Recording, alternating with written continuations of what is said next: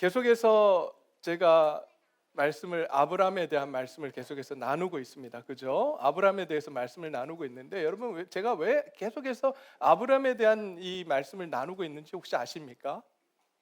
저는 우리가 알고 있는 하나님이 정말 어떠한 하나님인지 제대로 알았으면 좋겠다라고 생각이 들어서 계속해서 아브라함의 이야기들을 나누고 있습니다. 아브라함의 스토리를 계속해서 지금 다루고 있는데요. 여러분 이런 예화가 혹시 많이 들어보셨죠? 그 시각 장애인 6명이 이제 코끼리가 어떻게 생겼는지 각자가 한 부분씩을 만지고 이야기하기 시작했습니다. 어떤 사람을 다리를 만지면서 코끼리는 통나무와 같은 존재다 이렇게 이야기를 합니다. 기둥처럼 생겼다. 어떤 사람은 코끼리의 귀를 만지고 부채처럼 생겼다. 코끼리는 부채처럼 생긴 동물일 거야 이렇게 이야기를 합니다. 세 번째 사람은 코끼리의 꼬리를 만지고 밧줄과 같은 것이 바로 코끼리다라고 이야기를 합니다. 또 어떤 사람은 코끼리의 상아를 만지고 코끼리는 창처럼 날카롭게 생긴 것이 코끼리다라고 이야기를 합니다. 또 어떤 사람은 코끼리의 배를 만지며 벽처럼 크고 넓다라고 이야기합니다. 그리고 어떤 사람은 코끼리의 코를 만지고 코끼리는 뱀처럼 길다라고 이야기를 했습니다. 여러분 어떤 게 코끼리입니까? 그렇죠. 전부 다를 합쳐야 바로 코끼리입니다. 유찬이 잘했어요. 우리 박유찬이라고 합니다. 네, 한번 박수 한번 쳐줄까요? 네. 자기가 아는 한도 내에서는 계속해서 저한테 대답해 주기로 했어요. 네, 너무 고마워요. 네. 여러분 그렇지 않나요? 우리가 아는 것만 자꾸 붙잡고 그것이 하나님이라고 생각하고 있지는 않는지. 이 시각 장애인들처럼 우리가 아는 그 한도 내에서 하나님을 계속해서 이것이 하나님이라고 우리는 그렇게 오해하고 살아가고 있지는 않나요? 제가 알던 하나님은 굉장히 무서운 하나님이었습니다. 정말 너무나도 무서워서 하나님 앞에 서면 그냥 엎드려질 수밖에 없는 그러한 존재라고 생각을 하면서 내가 조금만 잘못해도 그 잘못을 용서하지 않으시고 야단치시고 그것을 징계하시는 하나님으로 생각을 했기에 저의 인생은 항상 완벽하려고 노력했습니다. 뭔가 완벽하게 하려고 뭔가 잘하려고 그래야지만 하나님 나의 삶을 받아주시고 나를 기쁘게 여기실 거라고 생각했었습니다. 왜냐하면 제가 가지고 있었던 하나님의 틀이 그 부분이었거든요. 그것밖에 없었거든요. 하나님은 살아계시라고 말씀을 하셔도 그 사랑이 내게 와닿지 않았어요. 하나님은 언제나 저에게 무서운 분이셨어요. 하나님 아버지를 부를 때마다 저는 너무 무서웠습니다. 거기에 한 몫을 하신 분이 누굴까요? 제 아버지세요. 제 아버지 제 아버지는 해병대 출신이었고 그다음 저희 또래 저희 윗대 그 교회를 다니시는 분들은 다 아실 거예요. 제 아버지가 얼마나 무서웠는지. 제 아버지만 나타나면 청소년 우리 그 중고등부 학생들이 다 숨었어요. 예. 별의별 일들이 참 많이 있었습니다. 기타 치다가 혼나고요. 예. 그런 일들이 우리 안에 있었죠. 그래서 근데 곰곰이 들여다보면 아버지의 사랑이 너무나도 컸던 건 압니다만은 우리 아버지가 그렇게 그 사랑을 잘 표현하지 못하셨기에 저에게 아버지는 굉장히 무서운 분이셨습니다. 그래서 항상 제가 무슨 문제가 있으면 아버지께 달려가는 것이 아니라 누구에게 달려갔냐면 누구에게 달려갔을까요? 엄마에게 달려가면 그것도 좋을 텐데 엄마에게 달려가지 않았습니다. 우리 어머니는 저에게 항상 지적을 많이 하셨거든요. 그래서 저는 어머니께 달려가지 않았어요. 너는 이래야 돼, 너는 저래야 돼 이렇게 공감해 주지 않으시고 계속해서 저에게 그런 틀만 제공하셨기 때문에 저는 누구에게 달려갔냐면 친구에게 달려갔습니다. 제 삶이 그랬어요. 지금 돌이켜 보니까 참 잘못됐었구나. 내가 하나님을 잘못 알고 있었고 그 잘못된 하나님을 알므로 인해서 한 부분만을 알므로 인해서 그것이 다라고 생각하면서 내 아버지하고의 관계, 내 어머니하고의 관계, 내 친구와의 관계, 모든 사람들의 관계가 온전히 이루어지지 못했구나라고 하는 사실을 깨닫게 되었습니다. 그러던 중에 저는 나눔교회에서 목사님을 통해서 아브라함에 대한 이야기를 듣기 시작했어요. 아브라함이 만난 하나님이 어떤 하나님이신지 그 하나님을 계속해서 공부해 가면서 이런 하나님이라면 내가 내 인생을 온전히 주님께 드릴 수 있겠다. 이런 하나님이라면 내가 잘못했다 하더라도 나를 용서해 주시는 하나님, 나를 품어 주시는 하나님이라면 내가 얼마든지 무엇이든지 새로 시작해 보고 도전해 보고 무엇인가 해볼 수 있겠구나라고 하는 생각을 갖게 되었습니다. 그리고 났더니 저의 삶이 너무나도 자유로워졌어요. 얽매이지 않고 말씀에 계속해서 내가 조금만 잘못하면 내가 혼날 것 같아서 얽매였던 그 사슬들을 풀어버리고 이제 정말 하나님 안에서 자유한 몸이 되어서 자유롭게 하나님과 교제를 나누는 그런 삶이 되었어요. 그러기에 저도 이 아브라함의 이야기를 통해서 오늘 여기 앉아 계시는 모든 성도님들이 정말 자유함을, 하나님 안에서 자유함을 느끼는 그러한 귀한 시간이 되기를 간절히 소원합니다. 그것을 위해서 지금 아브라함 스토리를 나누고 있는 거예요. 하나님이 우리가 알고 있는 그 편협한 하나님, 그래서 어떤 분들은 또 그렇게 생각하더라고요. 내가 간구하는 모든 것들을 들어주시는 하나님이라고, 요술 램프에 들어있는 지니와 같은 존재로 우리는 생각할 때가 있습니다. 그러나 그것도 하나님의 존재가 전부가 아닙니다. 우리의 간구에 응답은 하시지만 우리가 간구한다고 모든 것을 다 들어주시는 그런 지니 같은 존재는 또한 아닙니다. 그렇다면 도대체 하나님은 어떤 분이실까요? 도대체 어떤 분이시길래 우리는 그 하나님을 믿고 그 하나님을 의지해야 하며 그 하나님이 우리의 주인 되심을 고백하며 그 하나님이 우리의 왕 되심을 고백하며 살아가야 하는 것일까요? 저는 오늘 이 아브라함의 이야기를 통해서 그 하나님을 깊이 알아가며 그 하나님이 어떤 분이신지 알아가며 그 하나님 앞에 우리의 인생을 드리고 그 하나님이 우리의 인생을 다스려 주시기를 간구하는 그러한 시간이 되기를 간절히 소원합니다. 여러분, 12장에서 우리가 만났던 하나님 기억하십니까? 12장에서는 어떤 하나님이 아브라함에게 어떤 하나님으로 나타나셨습니까? 아브라함을 부르시는 하나님. 그렇잖아요. 아무런 연고도 없고 아무런 선을 행하지도 않았는데 그냥 하나님이 아브라함을 부르세요. 잘나서 부른 것도 아니고 그에게 권력이 있어서 부른 것도 아니고 그가 부유해서 부른 것도 아닙니다. 오로지 하나님의 은혜로 아브라함을 부르십니다. 오늘 저와 여러분들이 그 은혜 가운데 부르심을 받고 이 자리에 온 줄 믿습니다. 만약에 그렇지 않고 습관을 따라 이 자리에 오신 분이 있다면 오늘 그 은혜를 깨닫고 하나님 앞에서 하나님이 나의 주인 되심을 고백하고 예수 그리스도가 나의 주인 되심을 고백하며 구세주 되심을 고백하며 구원을 얻는 놀라운 역사가 이 가운데 있기를 간절히 소원합니다. 그것이 고백되어질 때에 우리의 예배가 참 예배가 되는 것입니다. 그렇게 하나님께서 아브라함을 부르시고 이제 그 아브라함이 가나안 땅에 도착을 합니다. 가나안 땅에 도착만 하면 모든 것이 다 잘 될 거라고 생각을 했습니다. 그런데 가나안 땅에 도착했더니 무엇이 기다리고 있었습니까? 뭐가 기다리고 있었죠? 거기에 가나안 사람들이에요. 거인족들이에요. 큰 용사예요. 그 사람들이 떡하니 그곳에 있는 거예요. 하나님의 말씀을 따라서 가면 자녀도 주고 하나님께서 땅도 주시겠다고 했는데 막상 그곳을 가보니 땅이 좋기는 한데 그곳의 사람들은 용사였습니다. 거인족이었습니다. 그 앞에 아브라함이 섰을 때 아브라함은 메뚜기처럼 작아 보였어요. 그래서 아브라함은 하나님께서 주시겠다고 하셨던 그 세겜을 떠나서 계속해서 남쪽으로 내려갑니다. 계속해서 남쪽으로 내려갔다가 이제 기근을 만나고 이집트로 들어갑니다. 이집트에 들어갔더니 어떤 일이 있었어요? 이집트 사람들이 더 무서워요. 그래서 어떤 일을 행하게 됩니까? 자기 아내를 누구라고 속이죠? 누이라고 속여요. 네, 누이입니다. 그것으로 인해서 어떤 결과가 일어납니까? 바로가 그 사라의 아름다움을 보고 자기 왕궁으로 들이는 일을 벌이게 됩니다. 소위 말해서 아브라함이 아내를 우리는 이렇게까지 표현하면 불경하다라고 생각할 수 있겠지만 아내를 팔아먹었다 이렇게 표현도 하기도 합니다. 최초의 인신매매업이 된 아브라함입니다.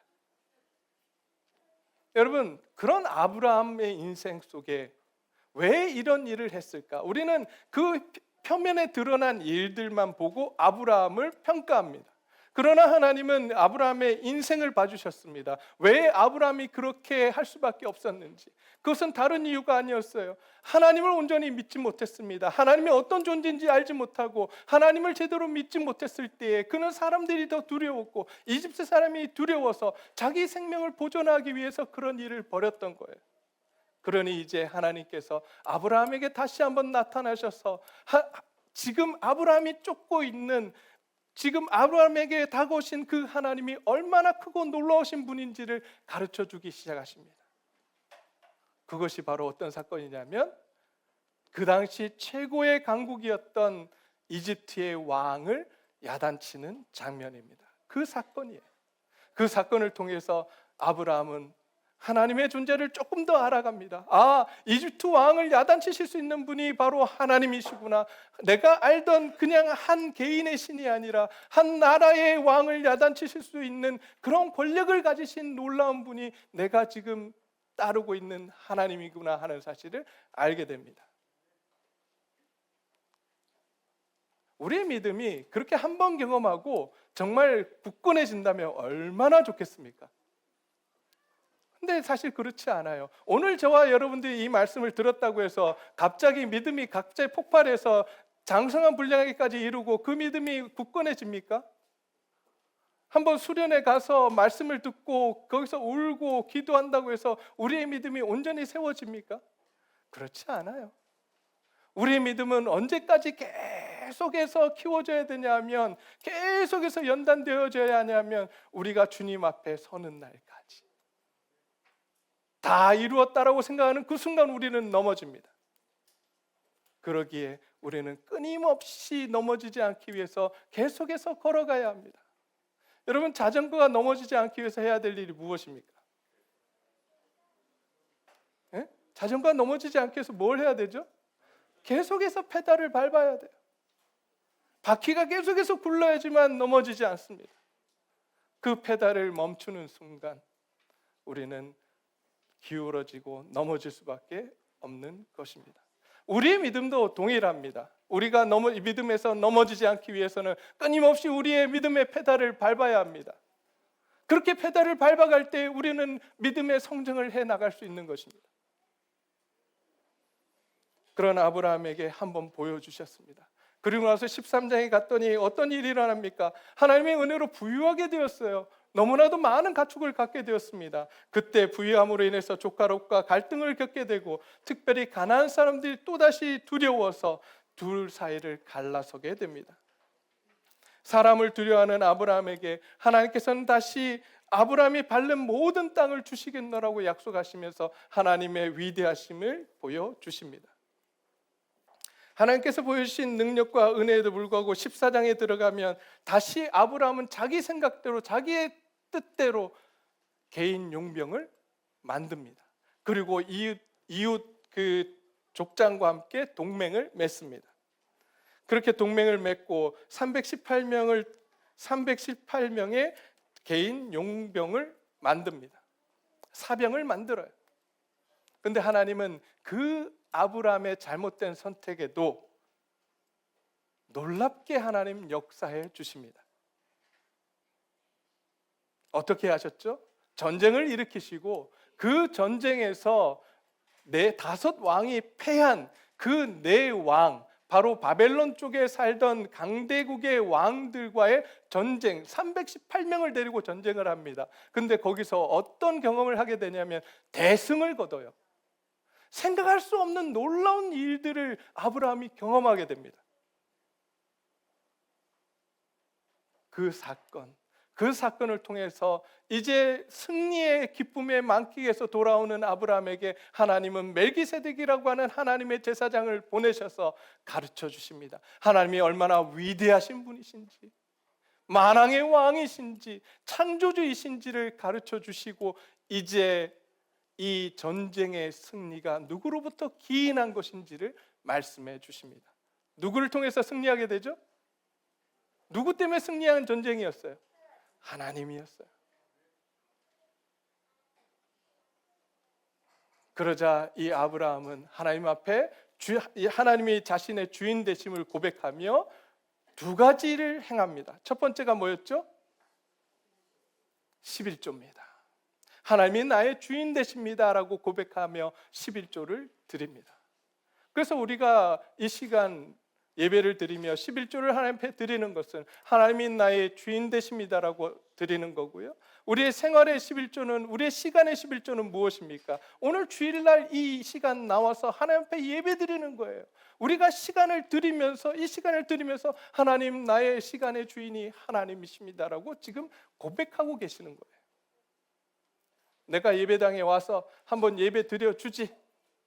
아니요, 그거 아니고 우리는 철저하게 주님 앞에 나와서 무릎 꿇고 주님이 당신이 하나님이 나의 주인 되십니다, 나의 왕이십니다라고 이 시간 고백하고 있는 자리예요.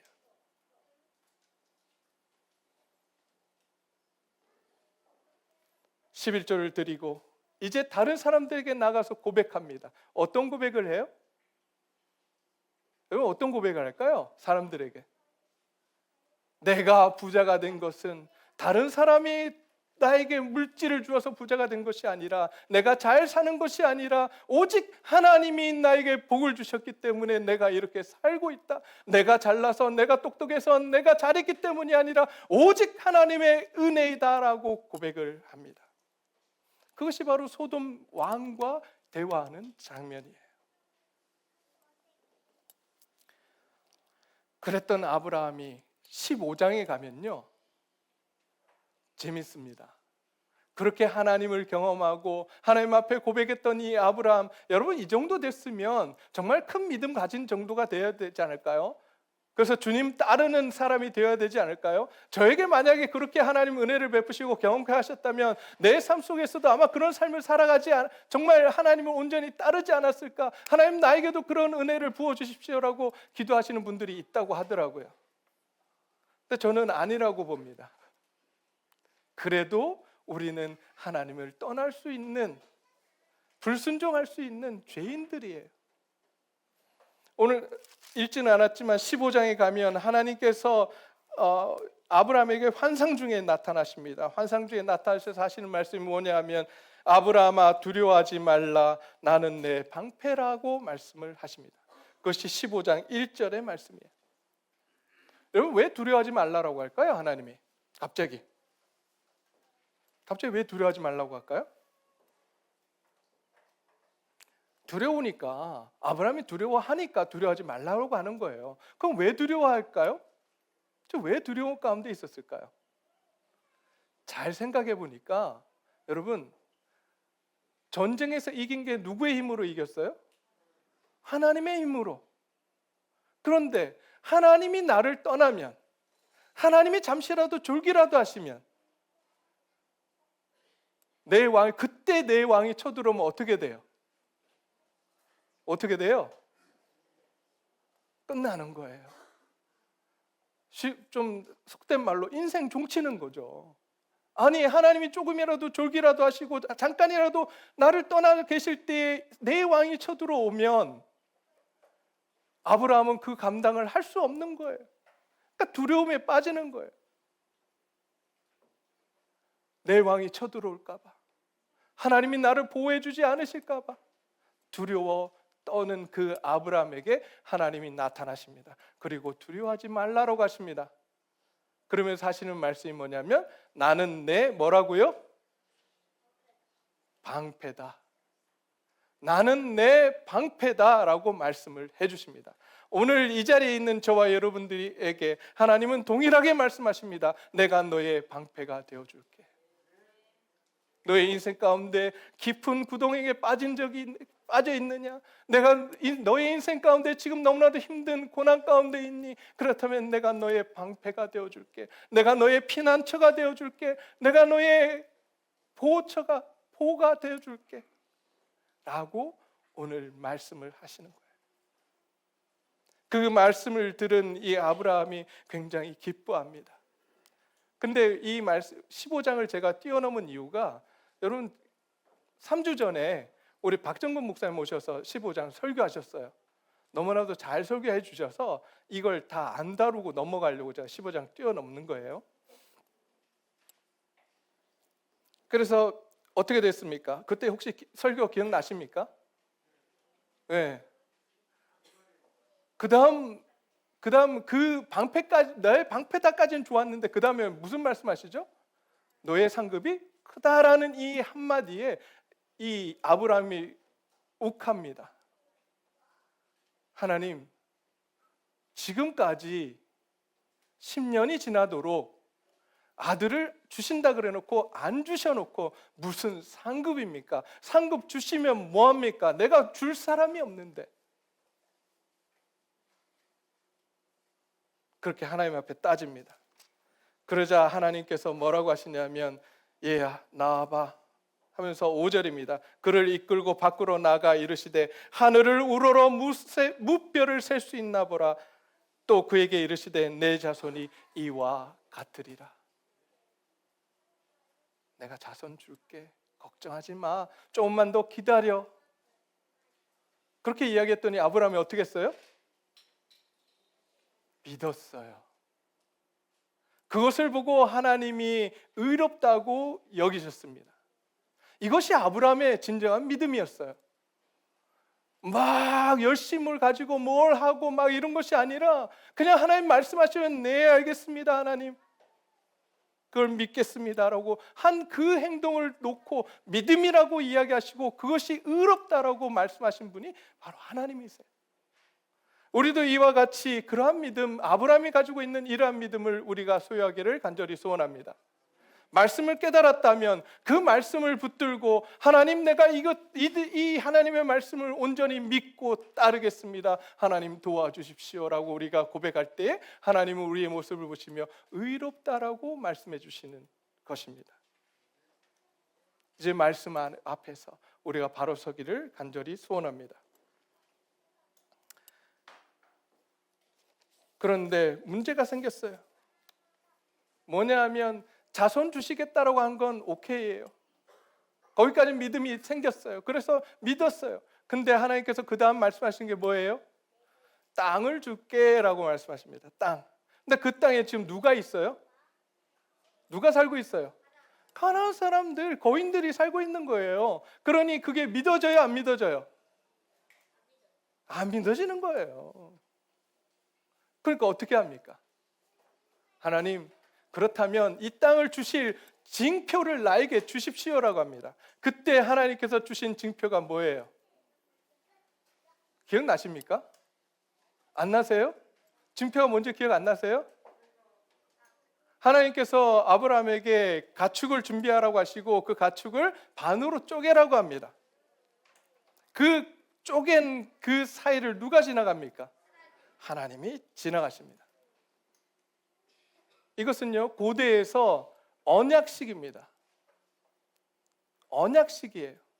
이 언약식을 하나님이 아브라함에게 주신 거예요. 내가 내 생명을 걸고 너에게 약속할게.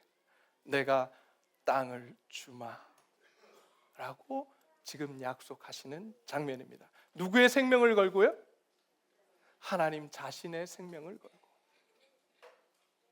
그런 놀라운 역사를 경험하고 나서 이제 16장으로 들어옵니다. 여러분, 16장에 들어왔는데 갑자기 사레가 이런 이야기를 합니다. 16장 2절 말씀입니다. 사레가 아브라함에게 이르되 여호와께서 내 출산을 허락하지 아니하셨으니 원하건대 내 종에게 들어가라. 내가 혹 그로 말미암아 자녀를 얻을까 하노라 하매. 그 다음 말이 더 재밌습니다. 아브라함이 누구의 말을 들었어요? 사레의 말을 들었더라. 여러분, 왜 갑자기 아브라함은 지금 바로 앞에서 어떤 경험을 했습니까? 하나님이 생명을 걸고 아브라함에게 약속을 하시는 놀라운 영적인 경험을 했습니다. 그런데 갑자기 그 뒤에 가니까 사라가 이야기하는 그 이야기를 아브라함이 들어요. 그냥 쏙 들어요. 분별하지 못합니다. 어떻게 이런 일이 생길 수 있을까요? 아니, 생각해 보세요. 앞에서 놀라운 경험했잖아요. 하나님이 나타나셔서 직접 자손도 주시겠다고 약속하시고 또 자기 생명을 걸고 그 쪼갠 그 동물들 사이로 지나가시면서 약속까지 주신 그런 놀라운 경험을 했는데, 그 다음에 사례가 이제 나에게 하갈 여종이 있으니 그 여종에게 들어가서 같이 잠자리를 하라고 하는 그 말에 어떻게 그 말을 들을 수가 있냐고요.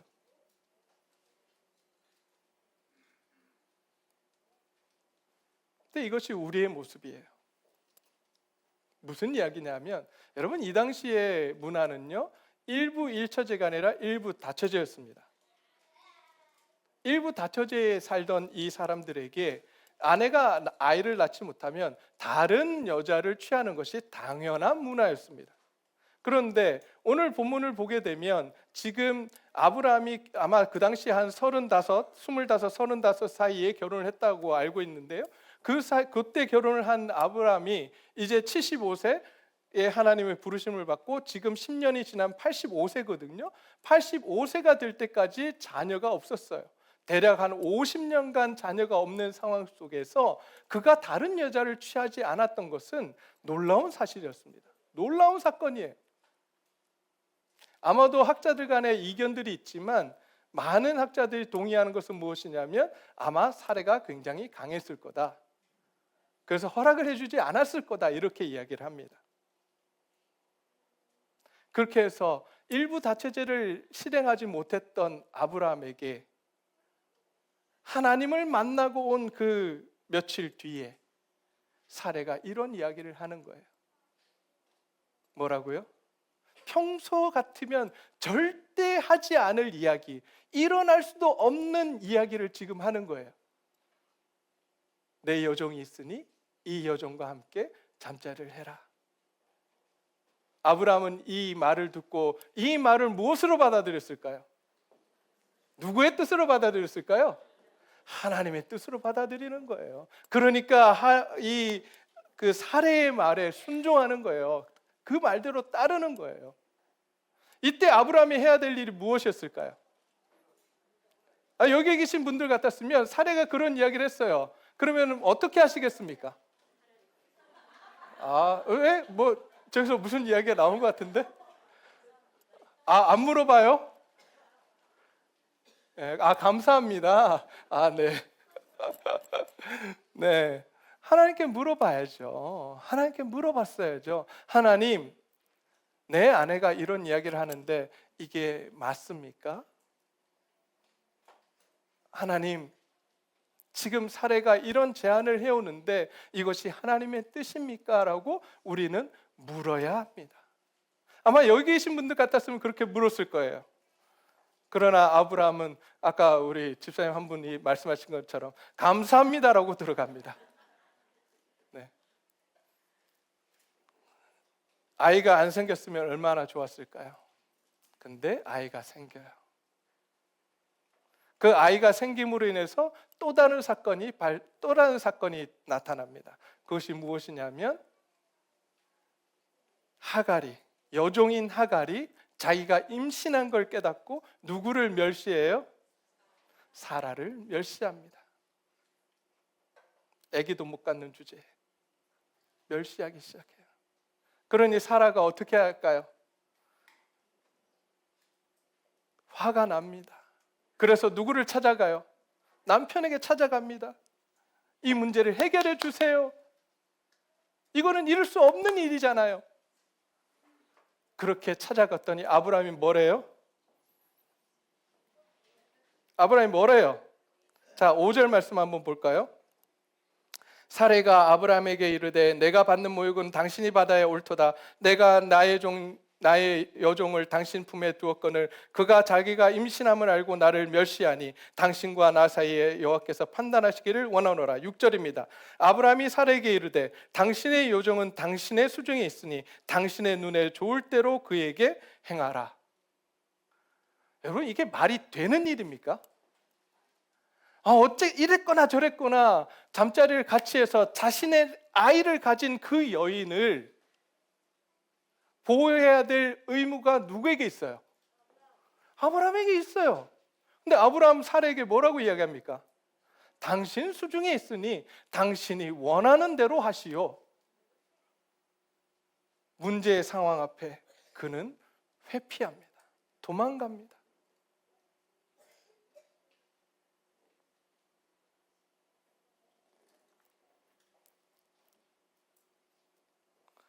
그랬더니 사레가 하갈을 학대하기 시작합니다. 여기서 학대라고 하는 단어는 우리가 알다시피 정신적으로, 육체적으로 학대하는 것입니다. 못 살게 굴어서 더 이상 이 집에 있을 수 없도록. 그렇게 해서 하갈이 이제 도망을 가게 됩니다. 이 나머지 이야기는 다음 주에 제가 나누려고 합니다. To be continued. 여러분, 이렇게 아브라함이 실수를 저질렀어요.